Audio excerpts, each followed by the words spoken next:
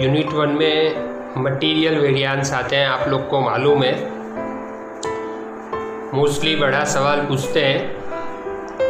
उसके अंदर सबसे पहले आपको स्टेप नंबर 1 करना है, टेबल बनाना है। टेबल के अंदर टोटल 7 कॉलम बनाने हैं। Material, standard quantity, standard price, standard cost, actual quantity, actual price, actual cost. Standard quantity को स्टैंडर्ड प्राइस से मल्टीप्लाई करोगे तो आपको स्टैंडर्ड कॉस्ट मिलेगी। एक्चुअल क्वांटिटी को आप एक्चुअल प्राइस से मल्टीप्लाई करोगे तो आपको एक्चुअल कॉस्ट मिलेगी। यहाँ पे जो भी प्रोडक्ट होगी ए, बी, सी, उसके नाम लिखने हैं। यहाँ पे टोटल करना है। टोटल करने के बाद जो सब में लॉस हो तो यहाँ पे माइनस करते हैं। मैंने प्रैक्टिकल करवाया है, उसको आप देख लेना। स्टैंडर्ड क्वांटिटी को स्टैंडर्ड प्राइस से मल्टीप्लाई करते हैं, स्टैंडर्ड कॉस्ट मिलेगी सभी चीज़ की। वापिस से बता रहा हूँ, एक्चुअल क्वांटिटी का टोटल करना है। Actual quantity into actual price यानी एक्चुअल कॉस्ट होगा। यानी आपको यहाँ standard quantity, standard cost, actual quantity, actual cost का टोटल करना है। अब आपको यहाँ पे देखना है कि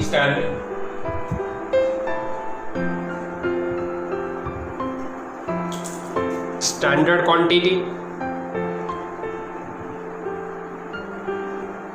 और एक्चुअल क्वांटिटी का टोटल इक्वल ना हो तो आपको RSM फाइंड करना है, रिवाइज स्टैंडर्ड मिक्स, या तो रिवाइज स्टैंडर्ड क्वांटिटी भी बोलते हैं इसे। तो क्या करना है, इसे टोटल एक्चुअल क्वांटिटी को टोटल स्टैंडर्ड क्वांटिटी से डिवाइड करना है। टोटल एक्चुअल क्वांटिटी को टोटल स्टैंडर्ड क्वांटिटी से डिवाइड करना है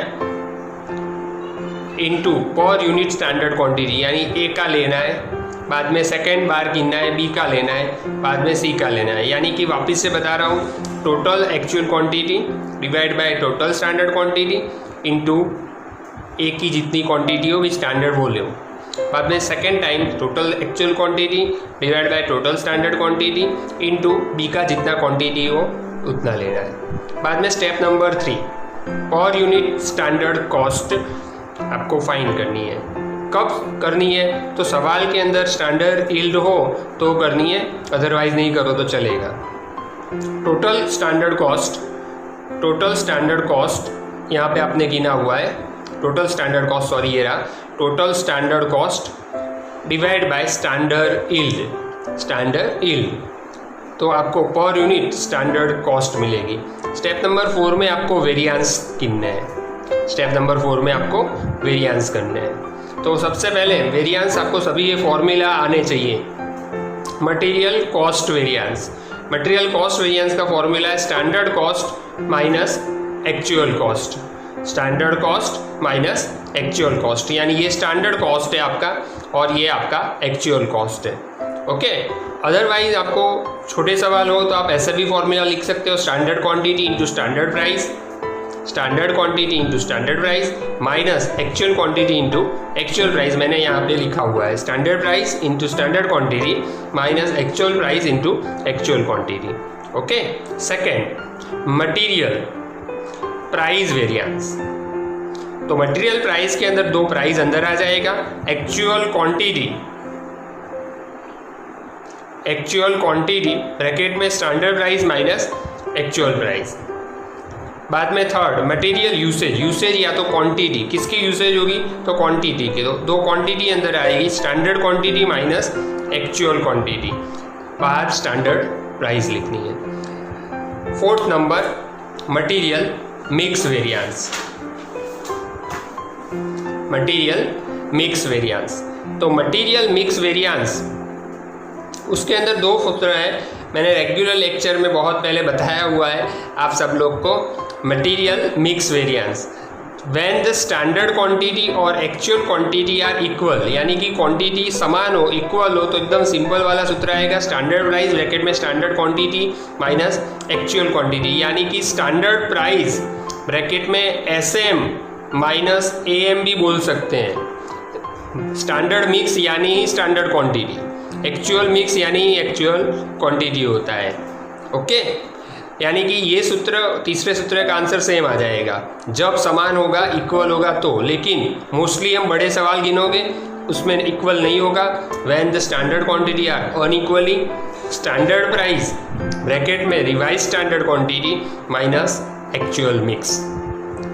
ओके, फिर से व्हेन द स्टैंडर्ड क्वांटिटी और standard quantity and actual quantity are unequally, standard price bracket में revise standard quantity minus actual mix, तो आपको ऐसे मिलेगा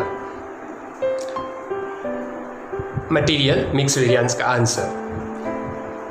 next fifth, material yield variance. Yield variance वापस से कब गिनना है, तो जब सवाल के अंदर मैंने बताया वैसे लॉस दिया होगा तो standard cost per unit minus standard cost per unit bracket में standard yield minus actual yield, standard cost per unit bracket में standard yield minus actual yield. अब ये मैंने 6 नंबर का सूत्र लिखा है। जो सवाल के अंदर आपको पूछे मटेरियल सब यूसेज वेरिएंस तो पूछे तो ही गिनना है, अदरवाइज नहीं गिनना है।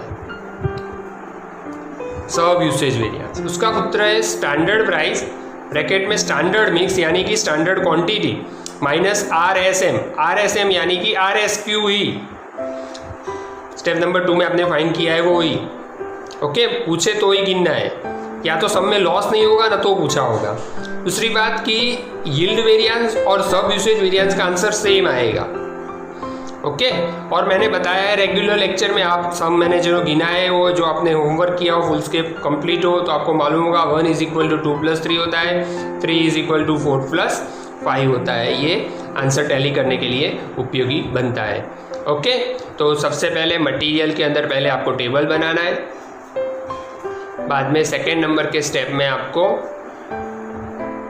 RSM गिनना है जो अनइक्वल हो तो, थर्ड नंबर के स्टेप में स्टैंडर्ड कॉस्ट पर यूनिट करना है, थर्ड नंबर के स्टेप के बाद 4 नंबर में आपको वेरिएंस गिनने हैं। वेरिएंस के अंदर material cost variance, price variance, usage variance, mix variance और यील्ड वेरिएंस इतने मोस्टली पूछते हैं। ओके, तो अब ये सूत्र और सब याद आप कर लो, लर्न कर लो। मैं नेक्स्ट वीडियो में आपको सम गिना हुआ भेजता हूँ। ओके।